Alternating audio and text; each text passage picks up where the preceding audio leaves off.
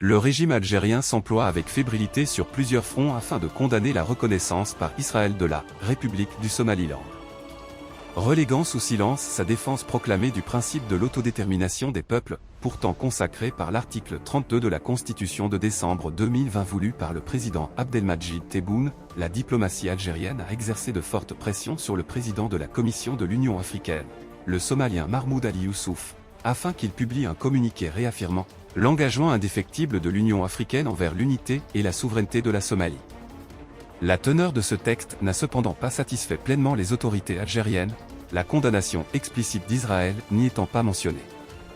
Dans un second temps, le régime algérien a déplacé son action vers la scène arabo-islamique, parvenant à rallier une vingtaine de pays autour d'un communiqué condamnant la reconnaissance israélienne de la République du Somaliland.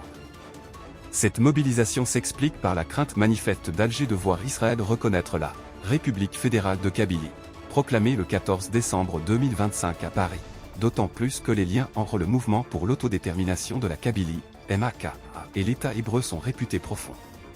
À titre d'exemple, le MAK a qualifié de « terroristes » les attaques du 7 octobre 2023 perpétrées en Israël par les milices armées du mouvement islamiste palestinien Hamas.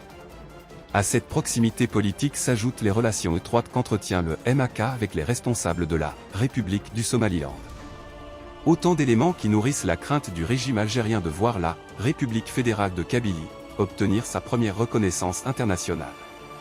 Cette panique s'est récemment traduite par l'interprétation restrictive donnée par Alger à l'article 32 de sa propre constitution relatif au droit des peuples à disposer d'eux-mêmes. Le ministère algérien des Affaires étrangères a ainsi précisé que cet article ne s'applique qu'à l'extérieur des frontières nationales, visant des causes internationales, excluant de facto toute revendication d'autodétermination interne, notamment celle de la Kabylie. Une telle clarification, largement perçue comme l'expression d'un « deux poids, deux mesures », soulève de sérieuses interrogations quant à la sincérité de l'engagement de l'Algérie en faveur de ce principe.